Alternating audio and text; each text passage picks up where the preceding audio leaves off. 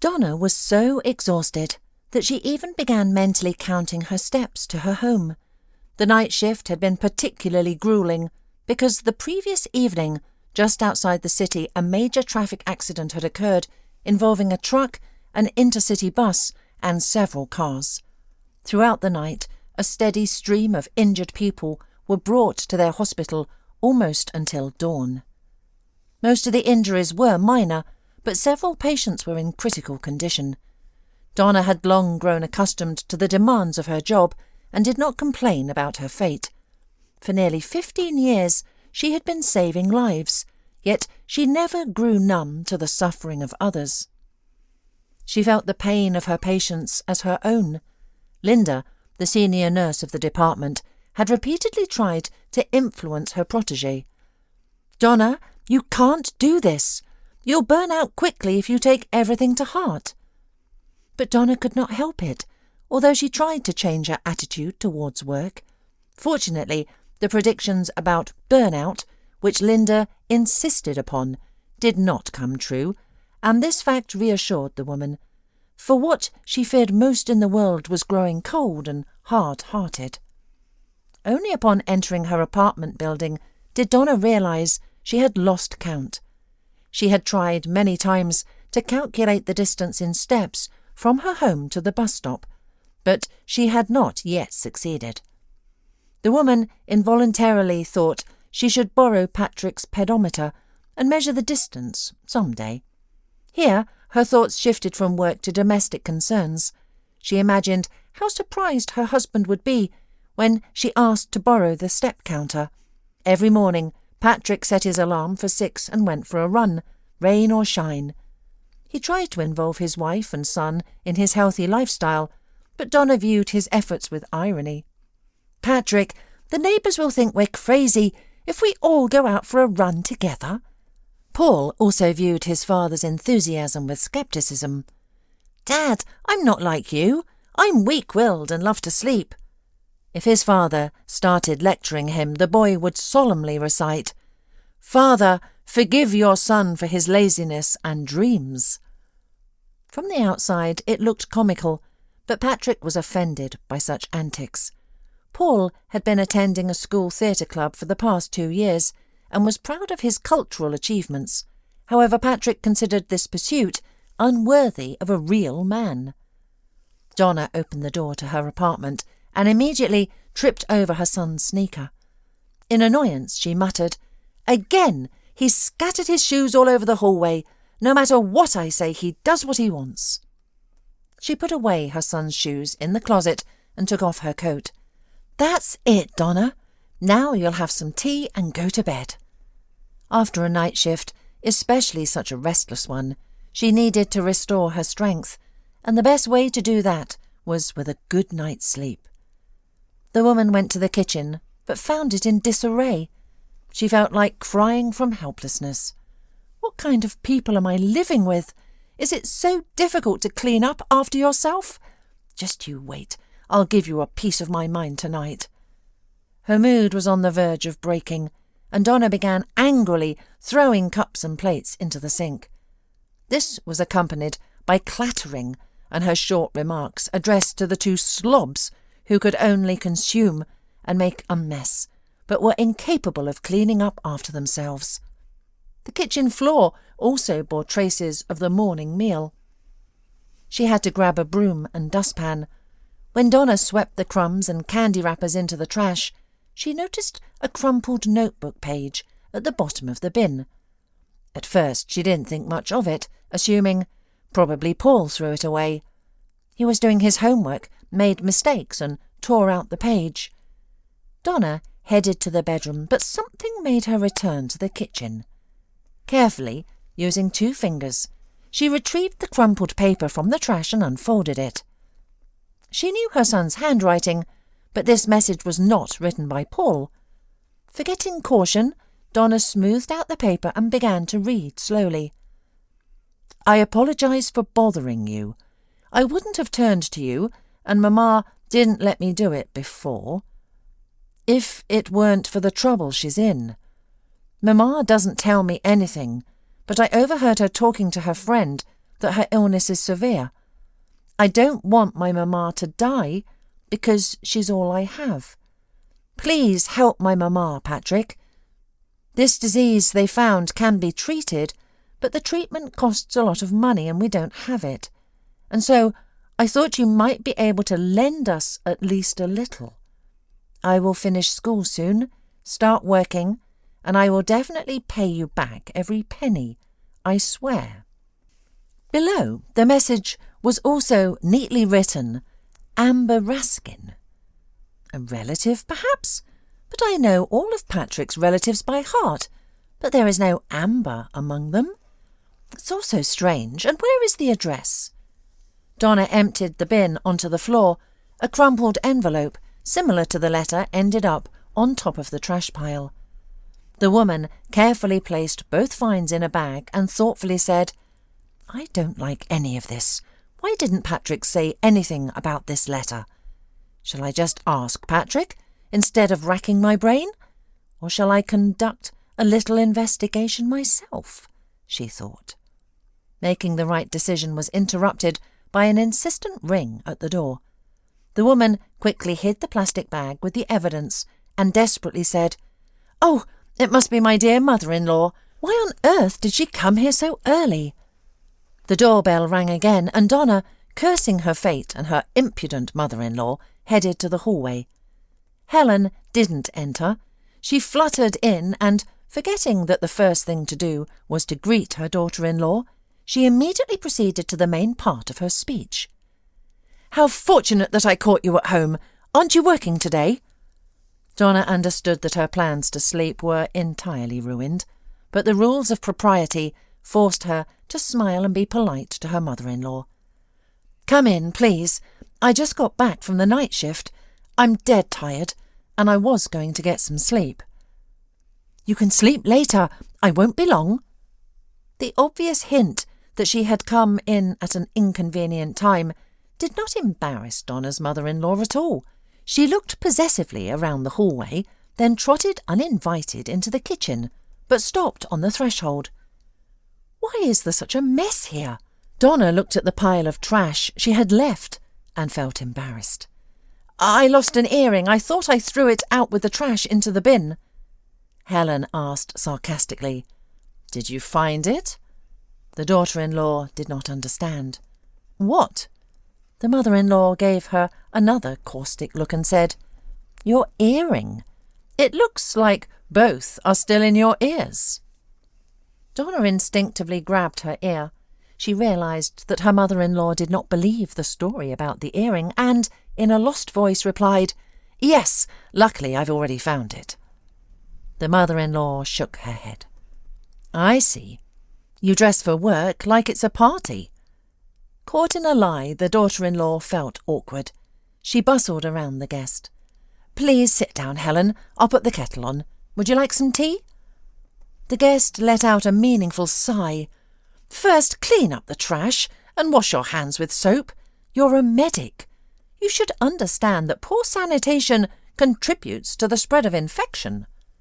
Personally, I try not to touch suspicious objects, and after the store, I always wash my hands first and then treat them with antiseptic. I advise you to do the same for prevention purposes." Like many women her age, Helen loved to talk about medicine and culture. Despite a complete lack of relevant education, she considered herself an expert in these two fields. She gathered information from the internet and then spread it among her friends and acquaintances. She had also tried to impose her views on the problems of modern medicine on her daughter-in-law, so Donna had to listen to the nonsense she could talk about for hours. Only once did Donna try to argue with Helen. This happened soon after their wedding with Patrick. Her mother-in-law was sharing her experience of treating varicose veins on her legs. She had diagnosed herself with this disease based on symptoms, but her methods of diagnosis and treatment horrified her daughter-in-law. "Helen, this is complete nonsense. Such radical methods can kill a person. Don't you dare try them on yourself." Her mother-in-law looked down on Donna and, not mincing words, scolded her. If you had a medical degree, I would listen to you. But who is a nurse? Just a girl on errands. Whatever the doctor orders, she does. I am sure that in 10 years this useless position will be eliminated." Donna was very offended by her mother-in-law's attitude towards her profession. "You are deeply mistaken, Helen. The duties of the middle medical staff have their specifics and a wide range of responsibilities." Her mother-in-law shut her up again. "You defend your useless position so passionately because you are an underachiever. By the way, I am also surprised how the granddaughter of a professor could choose the profession of a nurse and be content with it. Wasn't it difficult to become a doctor? What prevented you? Or is there not enough brain power?" In approximately this spirit, Helen constantly spoke to her daughter-in-law. She could tell Donna to her face, for example, that she wanted to see a different, more educated woman next to her son. "Donna, if it weren't for your pedigree and the apartment you inherited from your grandfather, I wouldn't have allowed Patrick to marry you." Once, the daughter-in-law could not stand it and also asked an unpleasant question bluntly. "I wonder what makes your dear Patrick better than me?" How indignant her mother-in-law was then! Her face first turned pale, then flushed crimson, and her eyes flashed with anger. "You still have the audacity to compare yourself to my son! At least Patrick finished university and works in a managerial position, not carrying after the bedridden patients. And your job is to give enemas and clean up after others, and count them pills." Donna did not want to tell her mother-in-law about the subtleties of her work, since Helen never listened to her daughter-in-law. Knowing his mother's character, Patrick generally tried not to provoke her, and in response to his wife's requests to protect her, he evasively replied, "Donna, please don't involve me in your quarrels. The only advice I can give you is not to anger my mother. You are younger than her. You can give in." For the sake of preserving the family, Donna silently endured her mother-in-law's antics. True, over the years, Helen had come to terms with her son's choice, but periodically, so to speak, in the mood, she bothered her daughter-in-law with her visits.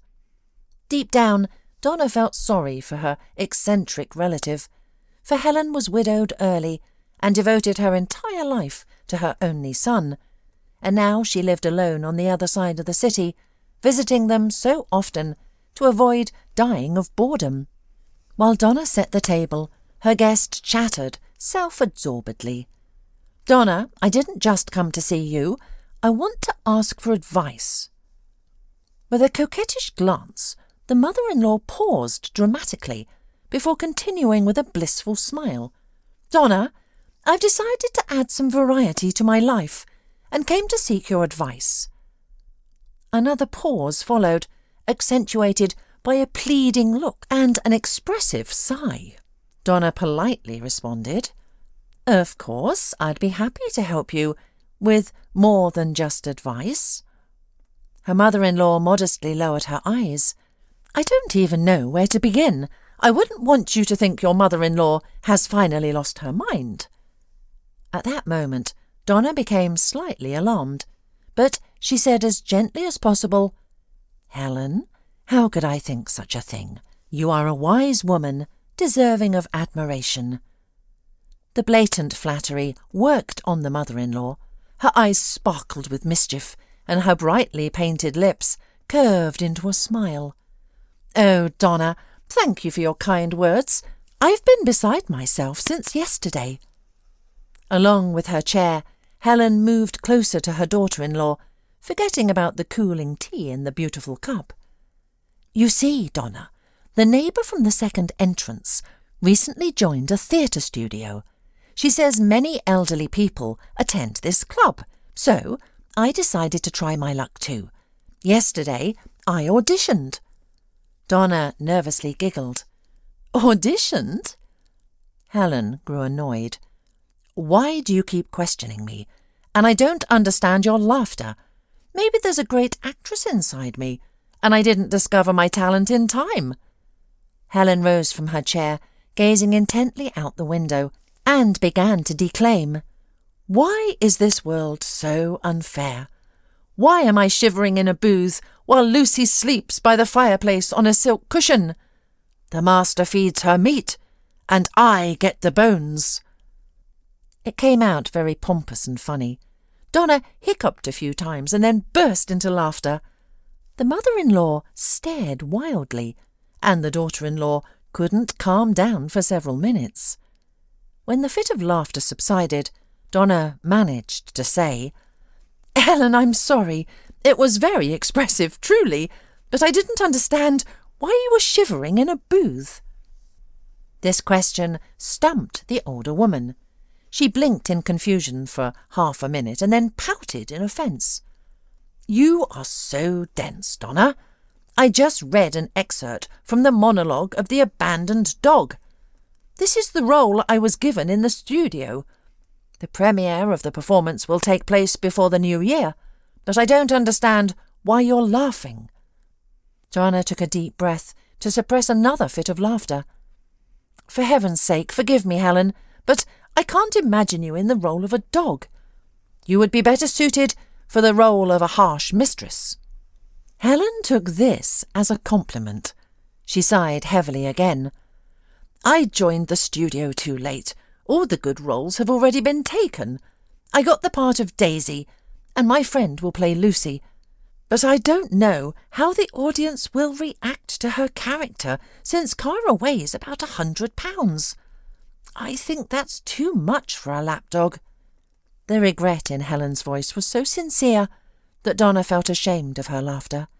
She even decided to encourage her mother-in-law by expressing her opinion on the role distribution. "I think the role of Daisy is much more interesting. It's more dramatic and requires skill from the performer." A happy smile lit up the mother-in-law's face again. "I thought so too, Donna. Just don't tell Patrick anything yet. I'll invite him to the premiere later. I want to surprise my son." Donna had a vivid imagination. She pictured Patrick's face when he saw his mother on stage as a stray dog named Daisy. The image was epic. After sharing the main news of the day, Helen moved on to the next part of her agenda. "Donna, we've been chatting for quite a while. I've gotten hungry. I hope you have something to snack on." The daughter-in-law had to indulge her capricious mother-in-law for another hour. She was almost exhausted when the guest finally said the long-awaited words, "Oh, I've stayed too long. It's time for me to go home. I have rehearsals in the evening, and I haven't learned my monologue yet." After seeing Helen out, Donna collapsed onto the bed. The last conscious thought before she fell asleep was, "My mother-in-law is an actress capable of any role. After all, she is always pretending to be someone. So the theatre studio is just what she needs. Maybe she'll visit us less often." Unfortunately, Donna did not get a good night's sleep. After the conversation with her mother-in-law, she dreamed of giant dogs with human faces, and in the end she was awakened by her son returning from school. "Mum, did you have a tough shift?" he asked. "Why do you think that?" Donna peeked out from under the blanket. Paul snorted. "You were shouting something incomprehensible, and then started talking about dogs." Her son looked at her. "Are you and Dad planning to get a dog? I'm not against it." Donna shook her head vigorously. "No, God forbid. I can't keep up with cleaning after you two, and if we add an animal to the mix, it will be complete chaos." Her head was pounding, and she felt clumsy. She had to take a pill to ease her condition. It was only at night, when Patrick was snoring softly beside her, that Donna remembered the strange letter. She decided not to wake her husband to find out who the author of the message was, and why this Amber was asking him for help. "I'll find out everything tomorrow," she thought reassuringly before falling asleep. Donna was awakened by a crash in the kitchen, followed by the sound of breaking glass. She jumped out of bed and rushed into the kitchen, intending to vent her anger on the culprits of the morning disaster. But seeing her son's frightened look, she decided not to give in to her emotions and calmly asked, "What's going on here?" "Mum, I swear I didn't do it on purpose. The cup just slipped out of my hands and fell," said her son, and rushed to broom the floor. "Mum, I didn't mean to. I accidentally knocked over the cup when I was getting mine. I'll clean it up right away." But Donna stopped him. "You'll be late for school. I'll clean it up. Has Dad been gone long?" Her son called out from the hallway. "He left really early today.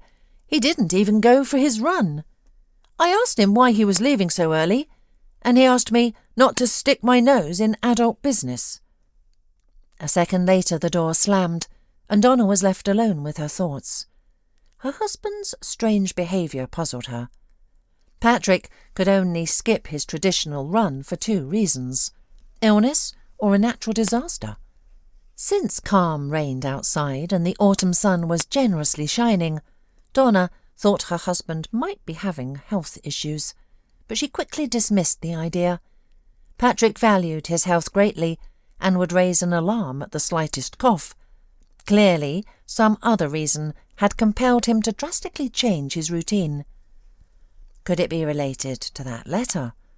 Donna retrieved the message from the unknown Amber from the drawer and read it again.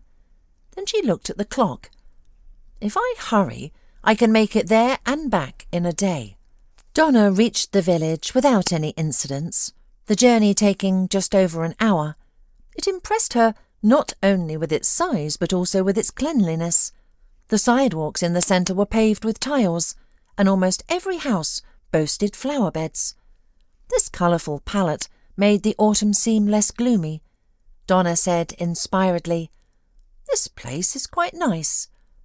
A woman, around 40, passing by, casually remarked, "Of course, it's beautiful here, better than in some cities." Donna rushed after the stranger. "Please wait a moment. You probably know everyone here. Could you tell me where the Raskins live? I'm looking for Amber." The woman thought for a moment. "Amber? The librarian's daughter?" Donna intuitively nodded, and the stranger briefly explained. "That's on Central Street. Go to the very end and turn left into the alley. The librarian's house is the 3rd from the corner. Got it?" Donna nodded in agreement and headed in the indicated direction. But the villager didn't stop there and began to share all the news about Amber's family. "Patricia, her mother, is such an unhappy woman. She studied in town, but didn't finish because she married a townie. But then they separated. She has worked honestly here for many years, and now grief has come to her house, poor woman. She is still so young, but she is already fading away before her eyes." The librarian's house stood out starkly from the neighbouring homes. The paint on the wooden structure had long since peeled off, and the surrounding area was equally neglected, clearly in need of a caring hand. Donna thought, poor woman, she must be still living without a husband. She stopped at the lopsided gate and called out, "Can I come in?" There was no response, so Donna cautiously entered the yard. To avoid being suspected of ill intent, she called out again, "Is anybody home?" The door creaked open, and a thin woman in a faded housecoat appeared on the porch, looking at the visitor with a pleading gaze. "Who are you?" Donna blurted out the first thing that came to mind. "I'm from the school, the new teacher of your Amber. I'd like to see your daughter." Honoma gave her a distrustful look. "Amber hasn't returned from her classes yet. It would have been easier for you to find her at school than to walk across the whole village. What is this about? As far as I know, no one has complained about Amber. Or has she done something wrong?" It was clear that the woman was worried. Donna tried to reassure her. "Your Amber is a wonderful girl, and I came to see you for an entirely different reason. Amber told me about your trouble, so I came." Patricia sighed. "Come inside. There's no need to talk on the doorstep, and there are ears everywhere. I don't like it when people gossip about me." Donna followed the homeowner inside. Despite the modest furnishings, the house was impeccably clean. Patricia gestured to a chair. "Please, have a seat. I'm listening." Donna sat down and repeated firmly, "Patricia, I want to help you." The homeowner smirked. "I'm curious. How can you help me?" Donna felt a sudden jolt, as if struck by an electric shock. This woman, likely her peer, exuded an aura of death. Over her many years working in the hospital, Donna had encountered this phenomenon numerous times. She could unerringly sense when a patient was nearing the end. Patricia's breath of death was still faint but unmistakable. Donna spoke softly yet confidently. "Patricia, I will try to help you. I have many acquaintances in medical circles. In the coming days, I will arrange for you to be consulted by the best specialists." A smile of despair appeared on the homeowner's face again. "Thank you for your kindness, but I doubt anyone can help me now. A few months ago there was a chance, but there was no money for treatment, and I still don't have it." Donna continued to question the unfortunate woman. "And what about relatives? Is there no one who can help you?" Patricia sat down on the chair next to her guest, her gaze becoming thoughtful. "Why not?" she said. "I do have relatives, an uncle, but he doesn't want to know me." Holding her breath, Donna asked the next question. "And your husband?" Patricia looked at her strangely. "Husband?" she echoed. "Well, I had a husband once, but that was a very long time ago, so long ago that I don't remember his face or voice, but perhaps it's for the best, not to remember someone who once betrayed you." Donna sat in silence. She felt that this unfortunate woman needed to talk. Patricia remained silent for a few minutes, her distant gaze indicating that her thoughts were far away. Finally, very softly, the hostess said, "I see you are ready to hear my confession. Very well, I will tell you everything and try not to bore you with unnecessary details. I am an orphan. My parents died in a fire when I was very young. The farm caught fire, and they rushed to save the cows. They were both very brave. People shouted for them to save themselves, but they started leading the cows out. They managed to save almost all the animals, when one of the workers shouted, 'Henry, the calves are still inside.' My father rushed to save the calves, and at that moment the roof collapsed. My mother screamed and ran after him. She wanted to pull him out, but there was another collapse of the burning roof." Patricia paused, her eyes filled with distant memories. Donna waited patiently for her to continue. "I don't remember any of this. I'm relying on the stories of my Uncle Vince, my father's brother. He took me in, although his wife was against it. Uncle Vince had 3 sons of his own, and I was an unwanted addition. In short, I was mistreated, not only by my aunt but also by my cousins. So I dreamed of escaping the house where I hated everyone, and I managed to do so right after school. I enrolled in a pedagogical college and soon met Patrick." At the mention of her husband's name, Donna shuddered. Patricia noticed her reaction. "Are you cold?" she asked sympathetically. "Our house is chilly, and we have to save firewood." Donna reassured her. "No, I'm not cold. Please, continue." Patricia nodded and continued her story in the same measured tone. "So, with Patrick everything was fine, until his mother found out about our relationship. She ambushed me once near my college, insulted me, and threatened to make me expelled. Of course, I tearfully told Patrick, and he suggested we get married secretly from his mother. Back then, it seemed romantic to both of us. We managed to keep our relationship a secret for 6 months. We rented a tiny apartment, and there we enjoyed our hard-won happiness. But Patrick soon grew tired of such romance. He started visiting less and less, and I was already in my 9th month of pregnancy. The landlady demanded payment for 3 months, and I had no money. So I gathered my courage and went to my mother-in-law's apartment. When Patrick saw me, he trembled like an aspen leaf and couldn't speak. His mother started pushing me out the door, shouting, "Get out!" She said Patrick had found a decent girl, the granddaughter of a professor, and their wedding was coming up. She said that she wouldn't let me ruin her son's life. So I told her that polygamy is illegal and showed her papers about our marriage. She was shocked. Patrick was outraged by my actions. He started shouting that he had filed for divorce. I didn't wait for them to attack me with their fists and quietly left. I hoped my uncle would help, but he didn't even let me in, telling me to go to the village, to my parents' house.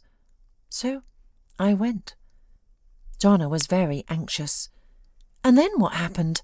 How did you survive alone with a child? Why didn't you sue your ex-husband for child support?" Patricia stood up, her voice different now. "As you can see, I didn't die," she said, "and I didn't demand child support because I didn't want that scoundrel involved in my daughter's life. I survived without his filthy money and raised my daughter. Amber will be 15 soon, and if it weren't for my sudden illness—" Donna grabbed Patricia's hands. "I will definitely help you, and you shouldn't lose hope." The heavy door slammed, and a girl in a school uniform entered the room. Patricia bustled again. "And here is Amber. Amber, your new teacher has come." The girl scanned the guest with a hostile look. "A new teacher? Mum, you're mistaken. We don't have any new teachers." Patricia looked frightened at the guest. "Who are you? Why did you come here?" Amber also stared at Donna with dislike. Donna understood that revealing the whole truth in such a delicate situation was impossible. To ease the tension, she smiled and replied, "You can consider me a good fairy or a guest from the future, whichever you prefer, but I came here to help." Amber looked at her for a long time and then asked in a voice hoarse with emotion, "Is it true that you want to help my mum? You're not lying?" Donna felt her eyes welling up with tears. "Lying to sick people is a crime. I will definitely help your mum." Still looking into her eyes, the girl whispered, "I wrote to someone about our trouble. Did you read that letter?" "Yes, I read your letter and came right away." Amber started crying. The tears of this girl spoke more than any loud promises. Donna silently vowed to do everything possible for these 2 women. After all, unknowingly, she had stolen their happiness and enjoyed it for almost 15 years. Donna was deeply moved by Patricia's story. On her way home, she thought, "How similar our fates are. I also lost my mother at a young age, and then my father died in an accident. But I was luckier because my grandparents raised me." It surprised Donna that Patrick had never told her he had been married before. The woman felt uncomfortable that only now, after so many years, she'd learnt this fact from her husband's biography. But she didn't know what to do, given the newly discovered circumstances. In this state of uncertainty, she returned home. Patrick and Paul were already there. Upon her arrival, her husband indifferently asked, "Where have you been? We were starting to worry, and were about to file a missing persons report." To this, Donna replied, "Today is my day off, and I decided to get some fresh air." Patrick meaningfully drawled, "Ah, I see. Our mum went shopping?" Donna said nothing and went to the bedroom. She changed clothes and was about to go to the kitchen but stopped. Trying not to make noise, she pulled out a drawer from the stylish dresser and took out an antique box inlaid with colourful stones. This heirloom had been passed down to her from her grandmother, and her grandfather had saved a bit from his pension and salary every month. The man had lectured at the university almost until his death, so he left his granddaughter a considerable sum. Once Donna laughed at him, saying, "Grandpa, serious people keep their savings in the bank." But he had gotten angry. "Maybe I'm not serious in your eyes, but I don't trust banks." Donna had laughed. "What if someone steals your books?" The man had confidently said, "If you keep your mouth shut, no one will steal it, and the money will always be at hand when needed." She and Patrick had also saved a bit in this box at first, but later they only took from it. Donna wanted to count the money, but she heard her husband's demanding voice. "Donna, where are you stuck? Your men are dying of hunger." The woman rushed to the open drawer, but after thinking, decided to change the hiding place and put the box in the far corner of the wardrobe. "This will be safer," she whispered, and went to fulfill her household duties. This time the night shift was relatively calm. Taking the opportunity, Donna asked the on-duty doctor to spare her a few minutes. The young doctor agreed. "Donna, I am ready to talk to you, even until the end of the shift." Encouraged by his optimism, Donna got straight to the point. "Dr. Keating, my relative is seriously ill, but she has a complicated family situation, so the treatment is not going as well as we would like. Could you look at her medical record? This is from her consultation at the regional hospital a couple of months ago." When Dr. Keating carefully read Patricia's medical record, Donna impatiently asked, "What do you think?" The doctor only sighed. "Unfortunately, I can't say anything reassuring. We need to examine your relative further, and only then can we talk about treatment prospects. Donna, why did this woman let it go? With such a diagnosis, you can't afford to lose even a day, and here 2 months have been lost." Donna sighed regretfully. "The reason is simple. She had no money." Dr. Keating looked at the nurse in surprise. "And now there is?" "Yes, now there is the necessary amount. The question is whether it makes sense to start treatment." Dr. Keating meaningfully raised his index finger. "Colleague, there is always a point, even in the most hopeless situation, and you know this better than I do. Let's agree on this. You bring your relative, and we need to do it as soon as possible. I will arrange a consultation with the best haematologist.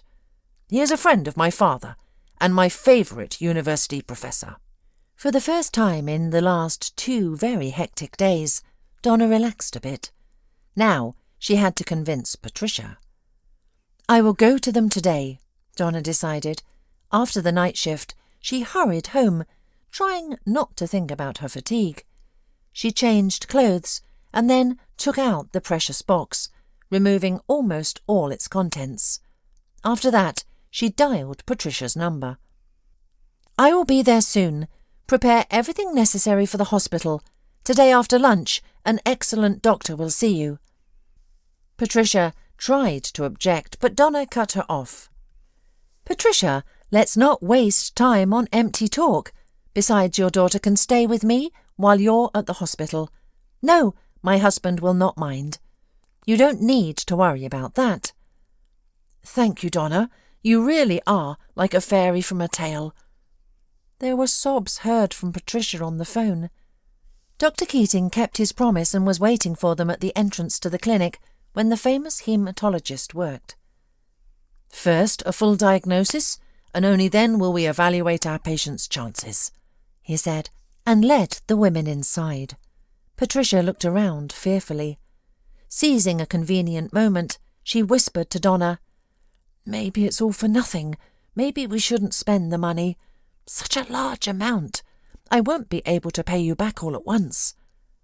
Donna hugged the unfortunate woman and felt her trembling. "Patricia, right now, your life is the most important thing. And money?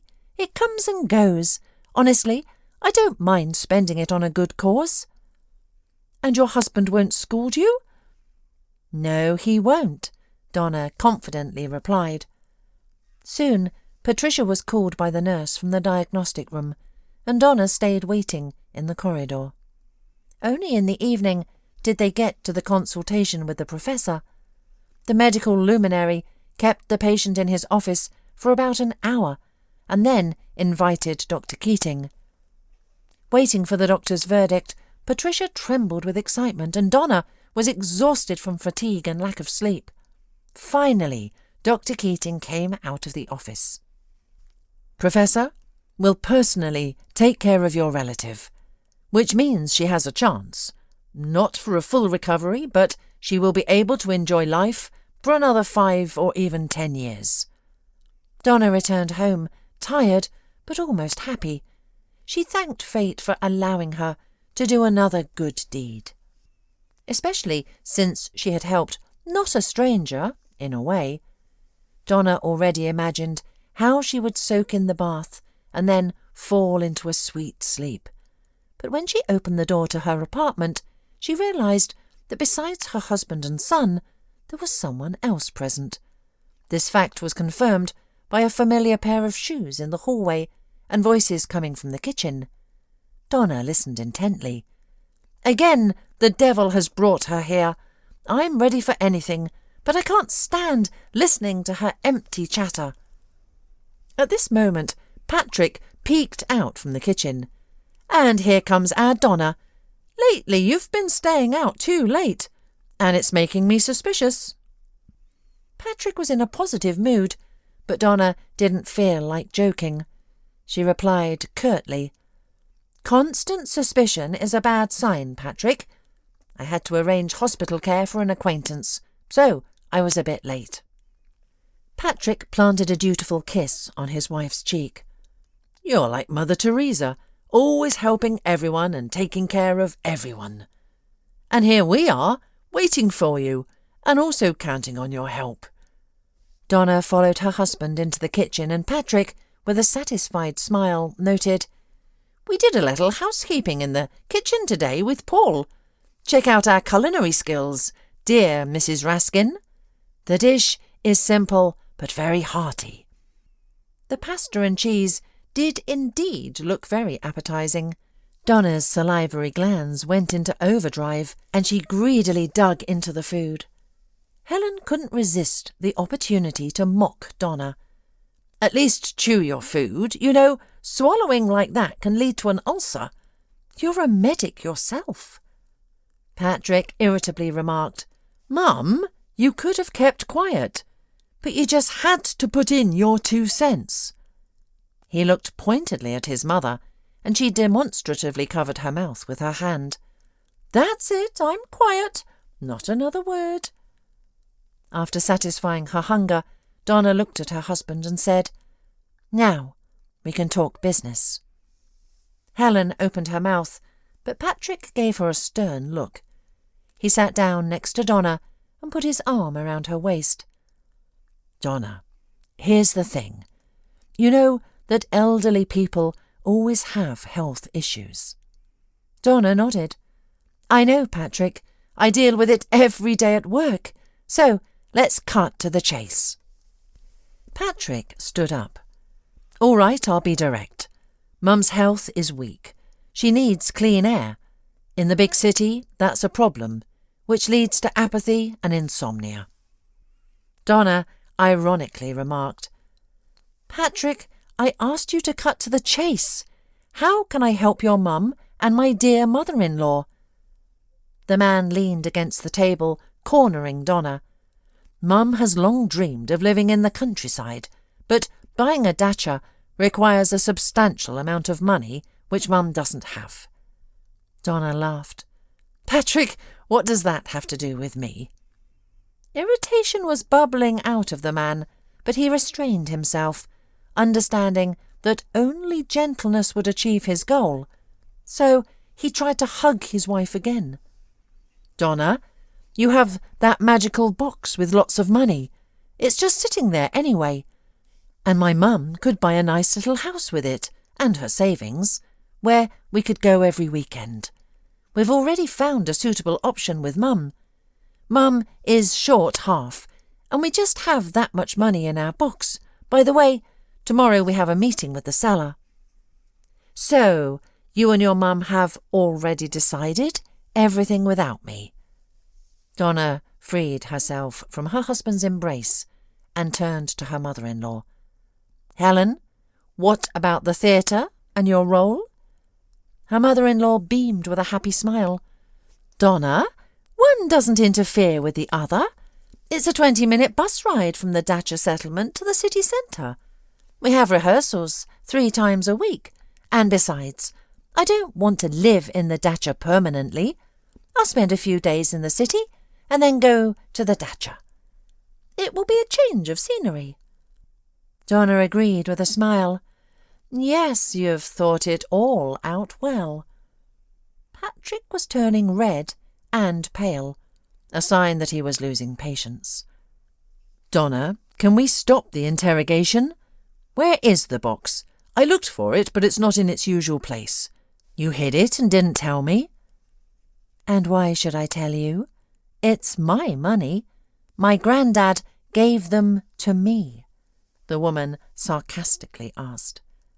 Then she disappeared behind the bedroom door and returned a minute later with the box in her hands.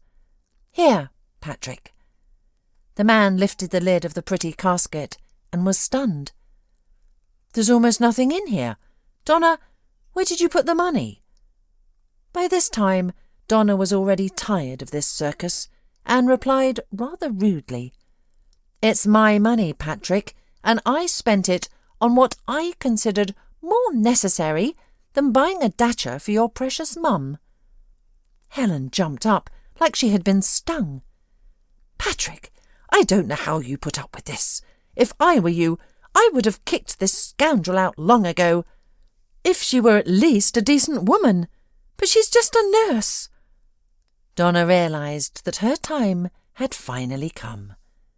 Trying to keep within the bounds of decency, she said, "Helen, this is my apartment, which I had before our marriage, and you won't be able to kick me out like you once did to Patricia, your son's first wife. This time your trick won't work, and you'll have to buy the Datcher with your own money." Her mother-in-law began to stutter in indignation. We will go to court to divide the property." "Patrick, how can you stand there calmly when your mother is being humiliated?"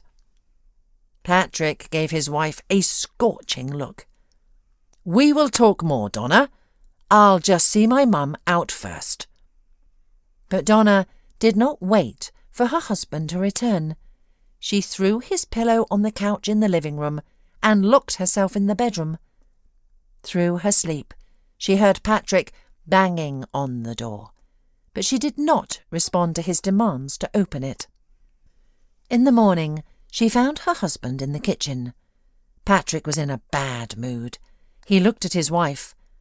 "Donna, this can't go on." "You're right, Patrick. After everything I've found out, I can't live with you any more." The man exploded. "What? You want a divorce? I'll make your life hell. You're nobody, a worthless, uneducated creature. If I hadn't married you, you would have ended up with some plumber or truck driver." At this moment, their son Paul interrupted his father's bright monologue. "Dad, you would definitely suit Napoleon's hat. He also thought he was exceptional." "You're in on this too. Fine, you'll both dance to my tune." The apartment door slammed loudly, and mother and son jumped at the sound. That same evening, Patrick took his things. He expected his wife and son to cry and beg him to stay, but Paul only came out of his room after his father had left. He hugged his mother and said confidently, "Mum, don't be upset. Dad will come to his senses and return. Besides, is it true that I have a sort of half-sister?" Donna looked at her son in surprise. "And how do you know?" The boy smiled. "Mum, it's the 21st century. Amber and I connected on social media and chatted a bit. She's all right, a sensible girl. It's just a shame that her mum is so sick. By the way, we could all go visit her together." Donna looked tenderly at her son. "You're so grown up and kind." Paul smiled. "I take after you, Mum. I've already decided that after school I'll go to medical school." Patrick reminded them of his existence a month after his rash departure. He called his wife in advance. "Donna, can I come over? We need to talk." She threw a short, "All right." At the appointed time, Patrick arrived, but did not open the door with his key. Instead, he rang the bell. The door was opened by Amber. "Who are you looking for?" The man was taken aback, seeing an unfamiliar girl in the apartment he had recently considered his own. He challengingly asked, "And who are you? Paul's girlfriend?" The girl smirked. "No, I'm his half-sister. Hi, Dad." Patrick rushed down the stairs, skipping steps. He was badly shaken by the encounter with his past in the form of the daughter he had rejected.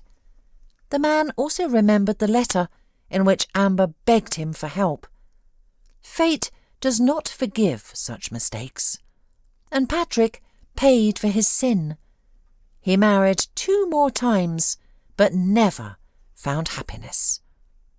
Donna married her colleague a year after the divorce. Patricia's life also improved. After a long treatment, she entered a stage of stable remission. She even got married, but she never forgot whom she should thank for her continued life.